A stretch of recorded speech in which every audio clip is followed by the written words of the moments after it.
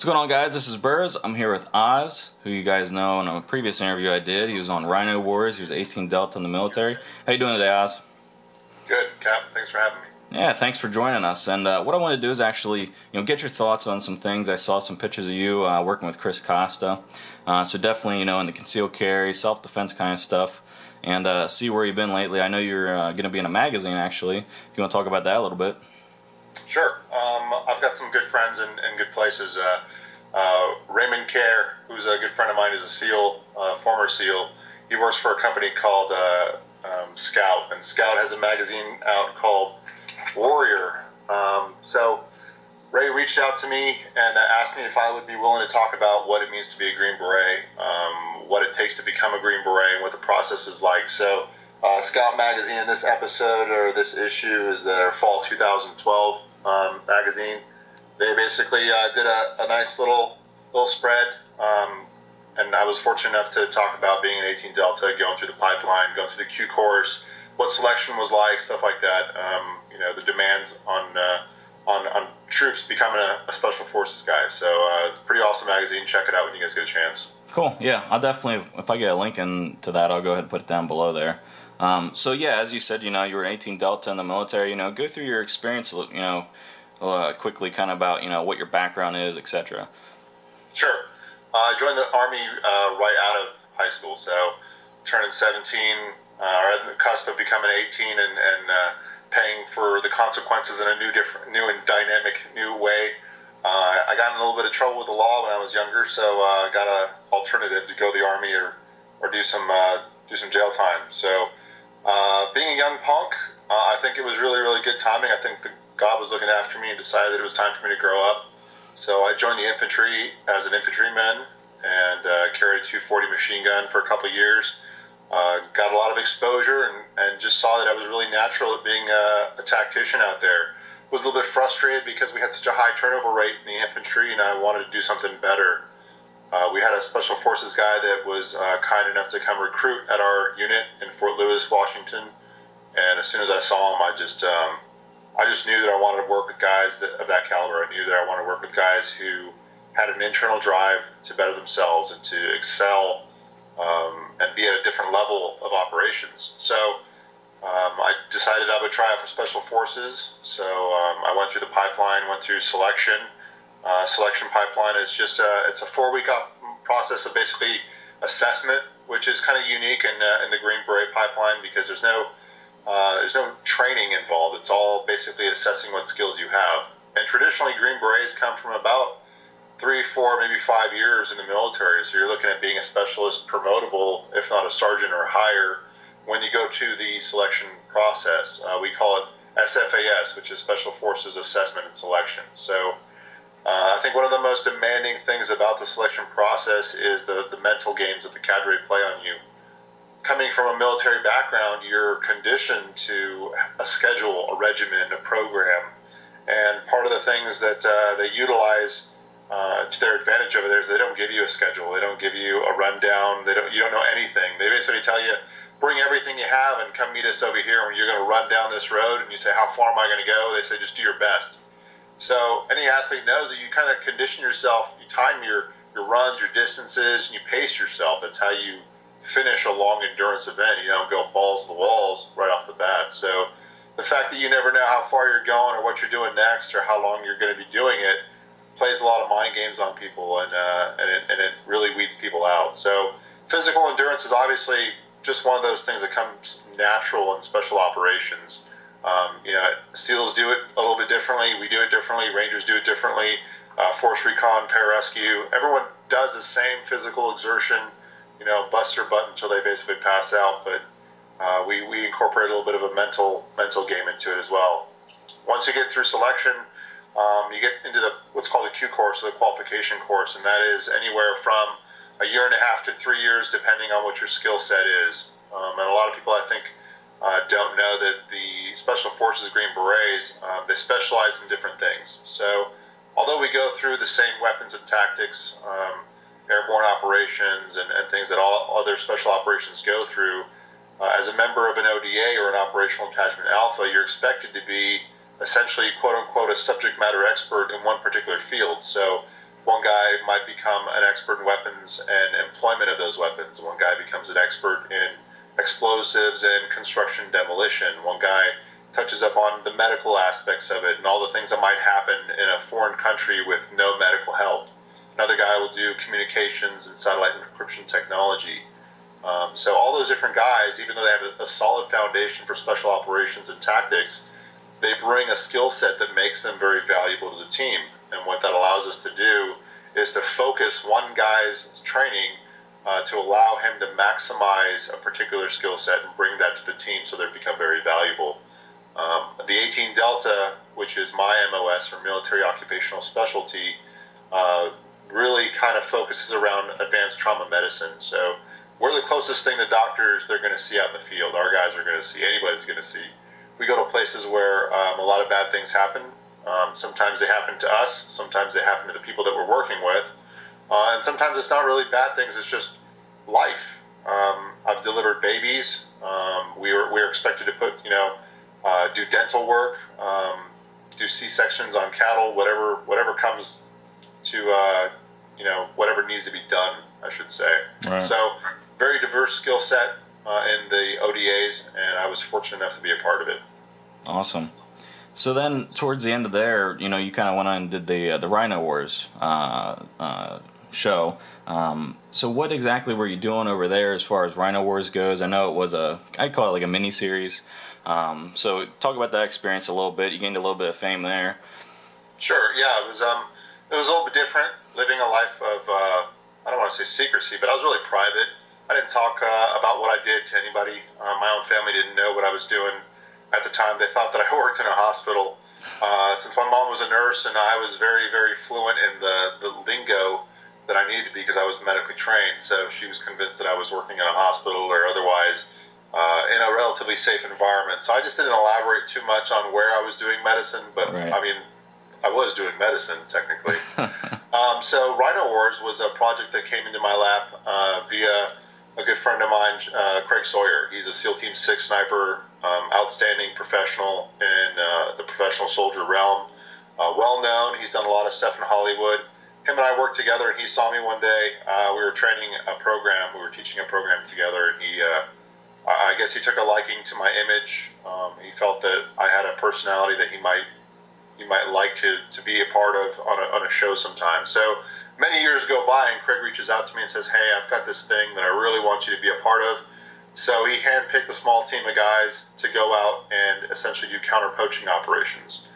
Discovery Channel was very interested in the concept and decided that they wanted to tag along and film our show. So we did, like you said, a mini-series, and it really focused on a four-man team. It was Rob Roy, who is a really, really big-time SEAL. He's done a lot of stuff in the SEAL community to promote wounded warriors and stuff like that. He runs a company called SOTG out of San Diego, where he still continues to participate in the SEAL community and making people stronger in their communities as well. Craig Sawyer's doing a TV show or actually a movie with Casper Van Dien right now, so he's still doing his thing, and Biggs is running his company. CTS Solutions, I believe is the name of his company, so he does consulting for government contractors as well. I currently work for a company called T1G. I'm still a part of a military organization that is still active, but primarily what I'm doing now is I get the luxury of going all over the world and sharing my knowledge and my tactical skills. I dare not call it expertise, but my personal rendition of what it takes to make it through a hard day at work and get back home alive to your buddies. So Rhino Wars was a very unique experience. I don't think that kind of an experience comes by very often. It was an opportunity to go to a place that I've always wanted to go. I got to go to Africa. I got to go see Mozambique as well. So we got a very unfiltered view of what it's really like to witness the atrocities going on in Africa. We all know the atrocities that are going on against people. That's been happening, and that's pretty well broadcasted. What I wasn't aware of was that we're killing animals, and by we, I mean they're all our animals. I mean, we got to all take ownership. So we are partly responsible for what is going on, and these animals are being slaughtered at an incredible rate to the point where they're going to be extinct before we know it, and it's a real shame. So was really proud to be a part of that team, conduct counter-poaching operations. And also, I've also jumped on board with an organization called VetPaw, which is Veterans Empowered to Protect African Wildlife, and that's run by a Marine by the name of Ryan Tate and his crew. And what they're doing is they're actually assembling to go to Tanzania to do counter-poaching operations there. So, as a consultant on his crew, he's gracefully accepted my personal invitation, which I kind of invited myself to go with them to Tanzania if and when it happens, to go do some more counter-poaching operations over there. So you guys might see me on the screen again, doing the same thing that I love to do, which is chasing down bad guys and taking care of the oppressed. Yep. Awesome. Yeah, I really enjoyed the show. I know we talked in the past at length in those previous interview about that. So let's get to talking about, gear. And, in combat and, and even more so probably in training, you've come across gear that you just know doesn't work. Over the years, what gear, and maybe not a particular brand, but what particular part or gear, if you will, have you seen fail the most, or is the most integral part of a system? Well, I'll find... I have a very simple philosophy on gear, and my philosophy is that more is not better. More simply means that more things are likely to break down, and tried and true gear is the gear that I might take with me. So there's a lot of sexy stuff out there, and there's a lot of awesome things you can do to your pistol, to your rifle, and the reality is that a lot of times the way that the weapon system was designed and engineered was done so for a specific reason, is because it works as a cohesive element. So it's almost like taking your car and throwing a supercharger on there and then not doing anything to adjust the overpressure in the engine compartments, not accommodating the excessive carbon monoxide, not doing anything for the higher output of the engine, not allowing those fumes to come out of the car. So just because you enhance one piece of this gear doesn't mean that the rest of it necessarily can follow. So sticking with that philosophy, I've kept my gear pretty much simple. I've gone in the past and I've tricked out rifles and pistols to make them more streamlined, more effective. But reality is I've kind of always gone back to baseline with my stuff. And I've got a lot of friends that carry the Glock like I do, and they've got these crazy cool things that come on their Glocks, and within a couple of weeks they go back to stock. And it's just kind of simple. I mean, it works. It does its job effectively.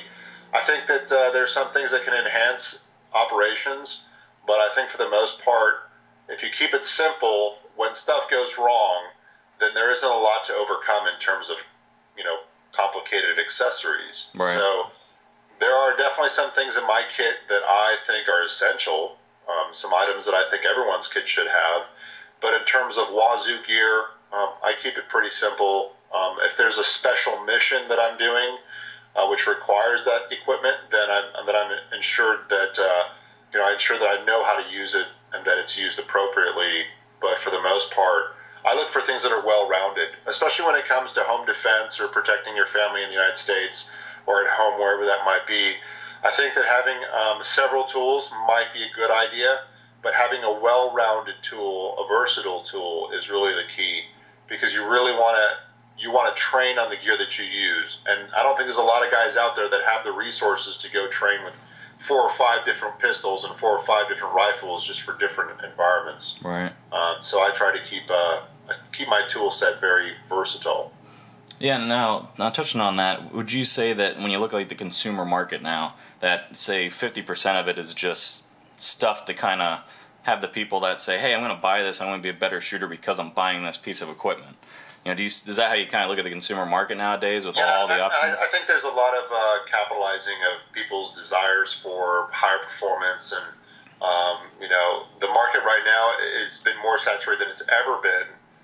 This time of war that we've had the last 14 years or so, we've had a lot of guys that were on active duty that came off of active duty and saw a need for things. So there was a lot of things that came into the market that were definitely in need.